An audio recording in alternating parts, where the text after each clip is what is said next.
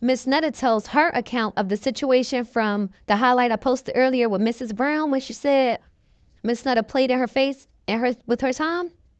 Well, Miss Netta clears up a few things and she gives us her side of the story. Check it out and let me know what you think. This woman, yeah, absolutely today. Okay.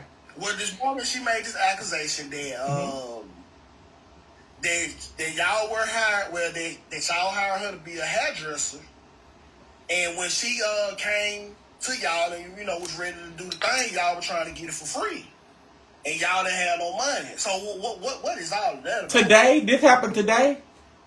Yeah, hold on, I can show it to you. She can't. Matter of fact, I recorded it. What's her name? Huh? What's her name? Hey, I'm gonna pull it up for you. Forget the name. I got the receipt. Because you said she came to us and we didn't have no money. Yeah, she gave me the receipts and everything. At this point, a little clip is played to try to re-jog Mrs. Netta memory of who Miss Brown is. You kind of confused me because she never came to us. She ain't never met me but one time, and that was at a bouncy house in Birmingham. So she didn't never come to us, and we didn't have no money. And what it was is that Miss Brown had let me knew at the last minute that she don't install wigs and she don't do makeup. Now, why am I going to pay somebody that don't know how to install wigs and makeup? So I moved on and went and got the next people. That's how that story went. I don't know what story you got.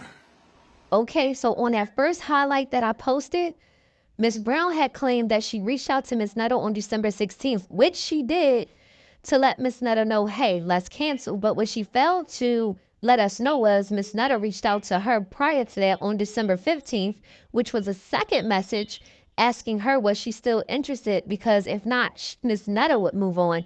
It looked like Miss Netta had been trying to reach her, but Miss Brown had not been communicating properly. So after Miss Netta sent her that message on the 15th, Miss Brown responds and says, hey, I already set you up with her. I just needed more info from you. Just call me when you can. That was at 8:05 a.m. Then she says, my phone been dead. So I guess you hadn't been responding, right? Then at 12:15, she said, let's just cancel, love. Hope you find what you need. The text message continues to say, thank you, with a heart emoji. And then she says, it's last minute and you're not responding. She said she could squeeze you in. I also made time for you as well for makeup and hair. Just not a good business. Just not good business. But in these messages, if you pay attention to the timeline, it's not that Miss Netta was not getting back to her. Miss Netta had reached out to her more than one time in that screenshot. I can't see what it's saying prior to the one that's clear. But then you admit that your phone had been dead, so you had not been responding. So these messages actually worked out against you because it looks like you dropped the ball for communicating. And Miss Netta just was like, okay, I'm finna go ahead and do what I need to do. Let's continue. Now, I have no idea what that message says. She did not show it clearly, so I cannot read it.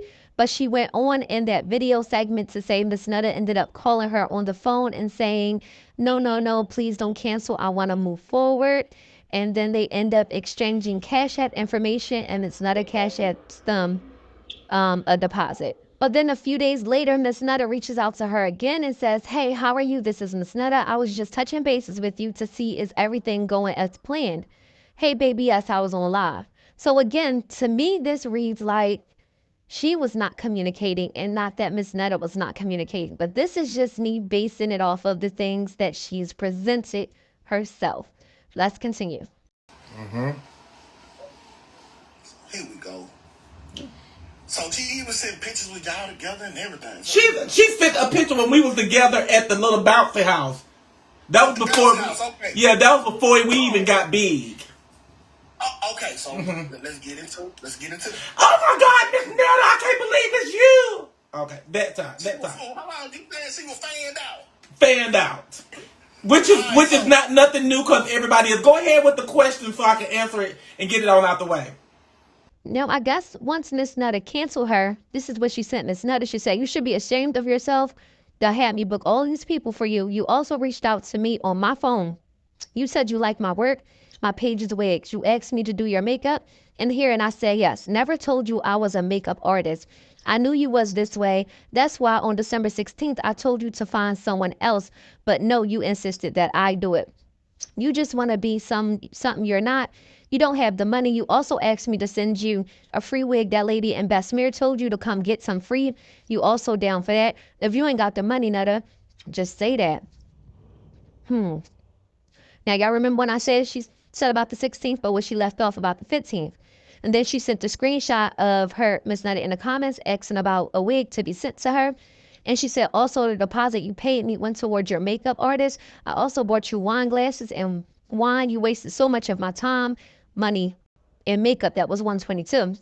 Remember, she says in her live that she sent the $50 that Miss Netta gave her to the makeup artist. But then later on, so she said, I didn't make any money off of it. I wasn't compensated at all. But then later on in her live, she goes, when Miss Netta canceled, we ended up splitting the $50 deposit. And then the messages from Miss Netta reads, little girl, I don't have the money. You telling a lie. You give me false information. You should have told me you didn't do makeup anyway. I'm grown. I don't go back and forth with nobody on the phone. Like I said, y'all all can keep the money and I can't be pimped by no one. That's why I do my own thing. I tried to let you down in a nice way. I knew you was unprofessional. Now I see you also childish. I'm broke, girl. Be blessed. You said you was going to take it back. Do you want me to pay you for your little inconvenience, store wine and Dollar Tree wine glasses? Because I can.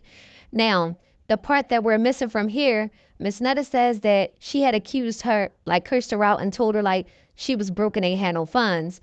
And Ms. Brown confirms that, yes, she did say that, but she said it after she accused her of having cheap merchandise. Now, that we didn't see proof of on either side. It was just hearsay from both of them. Let's continue. But hold on, before we go, if you notice in that last message, Miss Netta sounds like she offered to pay her for her inconvenience or for her convenience. I didn't tell her I didn't have anything. I told her I sent her money and they can keep it. Did you just hear her say they can have the money? I didn't want it back since I'm so broke. You know, but and that was you didn't get the text before she sent me when she was calling me broke. She didn't send you that one. Cause that was the whole reason why I was saying that I ain't broke and all that stuff, because she sent me a message that was talking about if you broke or whatever, you just could have just let me know. And I'm like, broke? No, I'm not gonna pay you for services for you to come play in my face and my hair. What sense does that make? So what it was is that all the people that I had paid for her, I contact all of those people and we got my project done just like we supposed to get it done. And it was the Charles Miss Netta video. The Charles, your lunch is ready. That was that video. Now, based off what you guys listened to and what some of you read, who do you think is telling the truth? Did Miss Netta play in Miss Brown's face, or did Miss Brown play in Miss Netta's face? Let me know.